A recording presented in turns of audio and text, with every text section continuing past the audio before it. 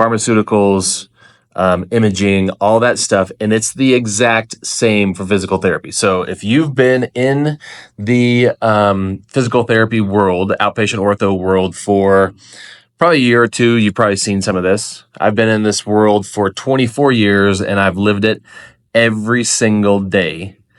And it probably took me the first 2 years of my career as I was sifting through and trying to figure out how to fix what I was doing as a physical therapist. And then seeing once I fixed what I was doing, what was going on the back end that was going to stop me from getting other people to do what I'm doing. So this relates exactly to what I'm trying to do to change our profession, to change the thought processes, to change the purpose, because our purpose is completely jacked up. And this podcast just shed light on it. Okay.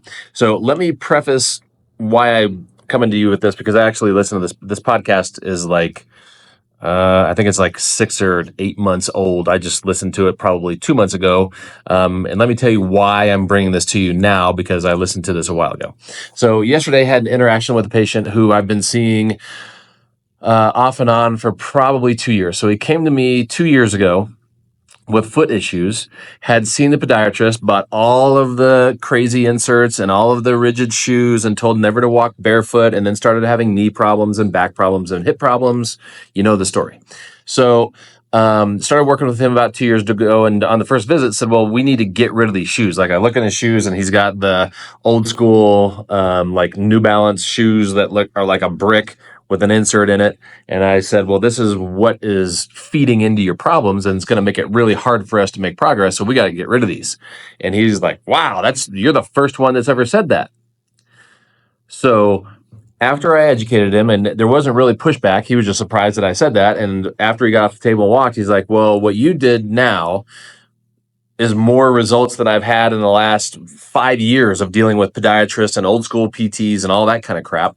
So I'm going to trust you. So he bought right in on the first visit. Great patient, compliant, comes back for his second visit, literally with 4 different pairs of shoes. So I said, so here's what I want you to look at for your next pair of shoes. Gave him a couple models that would be not completely minimalistic, but definitely not what he's been wearing. Told him to get out of the orthotics. If he can, walk barefoot at home. If he can't be barefoot, at least be in a pair of loose, flimsy Crocs or house shoes or whatever. So he comes back for his second visit with literally 4 pairs of shoes that he bought from Shields, and they're the 4 pairs of shoes that I told him to check out. So he brings them in and says, are these the shoes? I was like, yeah. So we go through it and said, okay, let's stick with these, take the other 3 back, try these for a while. He likes those.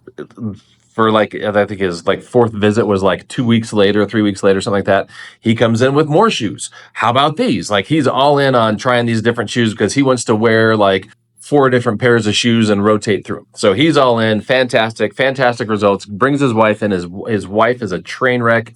She's had terrible foot issues with foot and ankle fusions and all kinds of crap going on. So work with her. Everything's hunky-dory. Fine. Okay, so where am I going with this story? What's this got to do with the podcast? Here we go. So I see him on and off, and so the whole purpose of his change of shoe wear and getting more active is they were going on all these vacations that required walking, and he was terrified that he would get to these vacations and have so much pain that he wouldn't be able to walk and enjoy the vacation. So he goes on his vacations. They do great. She does great. Fantastic. Everybody's happy. Wife comes back about a month ago with sciatica, so start working with her again. He's not coming in, so I'm figuring he's doing well. So he comes in and drops her off for her visit, and she's seeing one of our therapists here. I'm talking to him in the lobby, and he said, well, can you watch me walk and tell me what you think?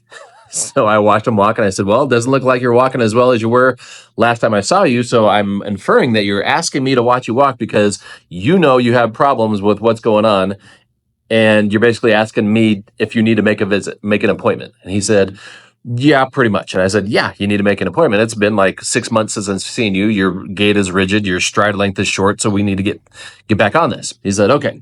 So he comes in yesterday, working on his legs and stuff, and I watch his shoulders. I was like, well, your shoulders look really tight too. He's like, yeah, I've been going to XPT across town for my neck and shoulders. And I'm like, what are you doing that for? he said, well, I had some numbness down my arm, and so I went to the doctor, and they said, go see this physical therapist. And I said, okay. And then they sent you to that place. And he said, yeah, the doctor is really happy with that place. And I said, the reason why the doctor is really happy with that place is because they take him lunch every week. I guarantee you they are buying referrals with lunch and water bottles and calendars at the end of the year and thank you cards and all kinds of bullshit that shitty physical therapists have to resort to buy referrals from shitty physicians. Okay, so that's what's going on, and this is what's going to lead to the podcast. So, so I said, so what are they doing with you at X Physical Therapy? And I already know what they're doing with them because they do the same thing with everybody.